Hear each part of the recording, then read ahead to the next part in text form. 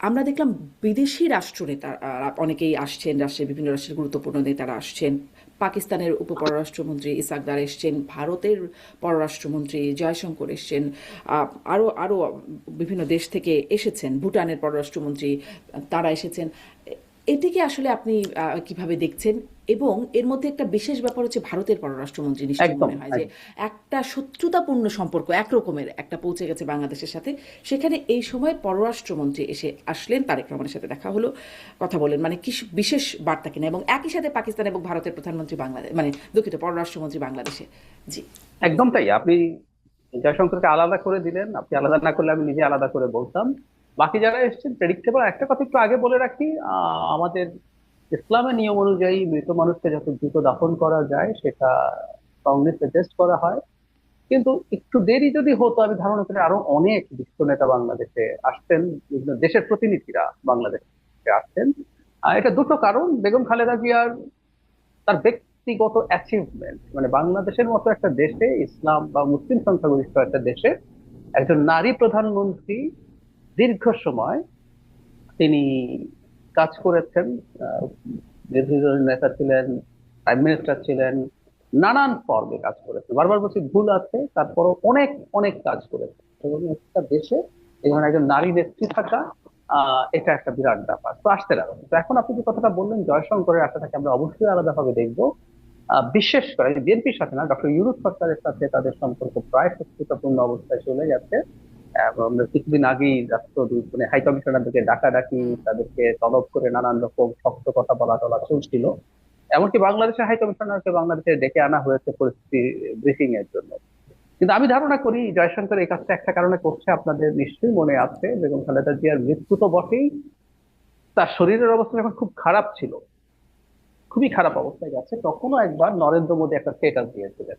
সেই স্টেটাসেও তিনি খুবই সফটলি, খুবই ভালোভাবে পজিটিভলি কথা বলেছেন। আর তার মৃত্যুর পরে যে স্টেটাস সেখানে তো আছেই। তার মানে ভারতের দিক থেকে এই বার্তাটা তারা দিতে চাইছেন, ভারতের অন্তত এই রিয়ালাইজেশন হয়েছে এবং এটা হতে হবে আসলে। বাংলাদেশের সাথে ভারতের রক্তের রাখি বন্ধনের সম্পর্ক টম্পর্ক এইগুলো আসলে কখনোই হয় না, কোনোভাবেই হয় না। কিন্তু দুটো দেশের মধ্যে কখনো কখনো আপনার ওয়ার্কিং রিলেশনশিপ, ব্যবসা বাণিজ্য ভিত্তিক, কখনো কখনো স্ট্র্যাটেজিক রিলেশনশিপ হতে পারে, এই ধরনের হতে পারে। এখন পরিস্থিতি যে জায়গায় গেছে, ভারত অন্তত একটা ওয়ার্কিং রিলেশনশিপে ফিরতে চায়। কারণ যেহেতু বিএনপি মানে নির্বাচন হলে বিএনপি ক্ষমতায় যাবে বলে পপুলার পারসেপশন আছে, সেই কারণে তারা বিএনপির সাথে এনগেজমেন্টটা করে রাখতে চায় এবং এই সদিচ্ছাটা তারা আসলে দেখাতে চেয়েছে। এটাই প্রধান কারণ। আর পাকিস্তানের বা অন্যান্য যারা এসেছে একটু সার প্রেডিক্টেবল, কারণ পাকিস্তানের সাথে বর্তমান তত্ত্বাবধায়ক সরকারের, অন্তর্বর্তীকালীন সরকারের বেশ সুসম্পর্ক আছে। আমি কিন্তু এটা নেগেটিভ অর্থে বলছি না। হুম। হুম। হুম। ভারতের চাপে একসময় পাকিস্তানের সাথে আমরা কোনো সম্পর্কই রক্ষা করতে পারছিলাম না। মানে ভারত আর বাংলাদেশ আর পাকিস্তানের প্রসঙ্গে মনে পড়লো, সরাসরি জাহাজ চলাচলের জন্য নন ট্যারিফ ব্যারিয়ার আছে। আপনি সবগুলো মেশিন দিয়ে স্ক্যান করতে পারবেন, কিন্তু পাকিস্তান থেকে কন্টেইনার আসলেই সেটা ম্যানুয়ালি স্ক্যান করতে হবে। এই নন ট্যারিফ ব্যারিয়ার বসিয়েছেন যাতে পাকিস্তান থেকে কেউ ঠিক মতো ইম্পোর্ট না করে। এরকম নানান নন ট্যারিফ ব্যারিয়ার ট্যারিয়ার দিয়ে এগুলো প্রবলেম ছিল। আমাদের এই যোগাযোগগুলো করতে হবে। পাকিস্তান থেকে আমরা আর্টিলারি শেল কিনছি, সেটা নিয়েও ভারতের শোরগোল হচ্ছে। আমরা চাইনিজ যে ক্যানন ব্যবহার করি বা গান বলে মিলিটারিতে, সেটার জন্য তেল পাকিস্তান প্রচুর তৈরি হুম। করে। চায়না থেকে এটা সস্তায় পেলে আমি কিনবো না কেন? তো এই জায়গাগুলো এনশিওর করতে হবে। কিন্তু যেটা বলছিলাম, পাকিস্তানের সাথে যেহেতু কমিউনিকেশন এখন যথেষ্ট ভালো আছে, তো তাদেরটা এত খুব অভাবনীয় কোনো ব্যাপার না।